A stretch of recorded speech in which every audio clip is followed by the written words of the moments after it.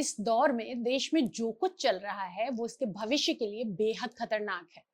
देश के अलग अलग हिस्सों से आने वाली घटनाएं बताती हैं कि आने वाले समय में देश और समाज का क्या हश्र होगा। हालिया कुछ घटनाएं देश को अंधकार में, नियम और कानून से दूर एक गिरे हुए समाज की ओर ले जाने का संकेत देती हैं। नेशन स्टेट के तौर पर देश का वजूद ही सवालों के घेरे में है। जो हालात हैं वो बताते हैं कि आने वाले सालों में देश में कानून व्यवस्था बीते हुए कल की बातें हो जाएंगी। इसका वजूद ही मिट जाएगा और आधुनिक समाज के तंत्र की कल्पना करना ही बेमानी होगा। इतिहास की किताबों में पढ़ाया जाएगा कि कोई कानून राज हुआ करता था। इस तरह कानून और व्यवस्था को कमजोर करके समाज को एक बार फिर से उस कबीलाई दौर में ले जाया जा रहा है जहां मुखिया की चलती थी, जहां ताकत और सामर्थ्य की चलती थी। आइए इन 3 घटनाओं पर नजर डालते हैं। पहली घटना है मध्य प्रदेश के सियोनी मालवा की, जिसमें नर्मदापुरम जिले की एडिशनल डिस्ट्रिक्ट एंड सेशंस जज तबस्सुम खान ने एक केस में सजा सुनाई। उन्होंने तथाकथित 7 गौरक्षकों को एक शख्स की लिंचिंग करके हत्या और दूसरे शख्स की हत्या के प्रयास में दोषी पाया और उन सभी को आजीवन कारावास की सजा दी। अब इस फैसले के बाद ही मध्य प्रदेश सहित देश के तमाम हिस्सों में जज के खिलाफ नफरत और घृणा का ज्वार फूट रहा है। सड़कों पर जज के पुतले फूके जा रहे हैं तो सोशल मीडिया पर जज तबस्सुम खान को गालियां दी जा रही है, जान से मारने की धमकी दी जा रही है। ये कैसी प्रोग्रेसिव सोच, जिसमें सांप्रदायिकता का जहर लोगों की मेरिट के आधार पर नहीं, उनकी जाति और धर्म के आधार पर उन्हें आंकता है। नहीं, हत्या की सजा नहीं होती। किस संविधान में लिखा है कि गौ रक्षा के नाम पर हत्या अपराध नहीं है? गौ रक्षा के नाम पर कोई किसी को भी मार सकता है। कथित गौरक्षकों को 7 खून माफ होंगे और ये तो गौरक्षक भी नहीं है।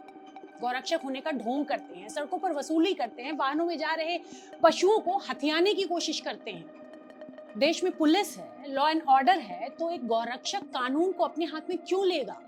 इस मामले में इस तरह की प्रतिक्रिया से हम क्या संदेश देना चाह रहे हैं कि अगर कोई एक धर्म का व्यक्ति किसी दूसरे धर्म के व्यक्ति की हत्या जैसा अपराध भी करता है तो उसे माफ कर दिया जाना चाहिए, उसके खिलाफ कोई कार्रवाई नहीं की जानी चाहिए। यानी इस देश में धर्म के आधार पर जान की कीमत तय होती है। याद रखें, ये जहर पहले तो धर्मों के भीतर है, अब धीरे धीरे उससे खत्म करके जातियों में भी आ जाएगा। इस सिद्धांत के समर्थकों को याद रखना चाहिए कि कल यही बात धर्मों के भीतर होगी। समर्थक कहेंगे कि किसी कथित ऊंची जाति के व्यक्ति ने किसी नीची जाति के व्यक्ति की हत्या कर दी तो उसे अपराध नहीं माना जाएगा, और फिर इस तरह से देश की कानून व्यवस्था के खात्मे के बाद फिर से पुरानी वर्ण व्यवस्था का राज आ जाएगा। दिलचस्प बात यह है कि ये पूरे मामले में ऊपरी अदालतें और उनके जज बिल्कुल चुप्पी साधे हुए हैं। ये कोई अकेले तबस्सुम खान का मसला नहीं है, बल्कि पूरी न्यायपालिका की साख और उसका वजूद दांव पर लगा है। आज एक दूसरे धर्म के नाम पर घेरेबंदी की जा रही है, कल जातियों के नाम पर शुरू हो जाएगा, उसके बाद क्षेत्र समेत तमाम दूसरे आरोप लगने लगेंगे और फिर आखिर में ना तो कोई जजेस का वजूद बचेगा और ना ही न्यायपालिका का। दूसरी घटना अयोध्या की है, जहां भक्तों और सत्ता समर्थक लोगों के एक हिस्से का कहना है कि सामान मंदिर से चोरी हुआ है और चोरी करने वाले भी उसी धर्म के हैं। इसलिए भला दूसरे धर्म के लोगों को इसमें क्या आपत्ति हो सकती है? उनका कहना है कि समझिए कि कोई सामान एक घर से दूसरे घर पर चला गया, अगर कोई धर्म और पूरे समाज को पतन के इस स्तर पर लाकर खड़ा कर दे तो फिर देश में बचेगा क्या? खुलेआम अपराध पर लीपापोती की ये कोशिश अपने आप में सबसे बड़ा अपराध है। चोरी चोरी नहीं, हत्या हत्या नहीं, तो फिर अपराध की परिभाषा क्या होगी?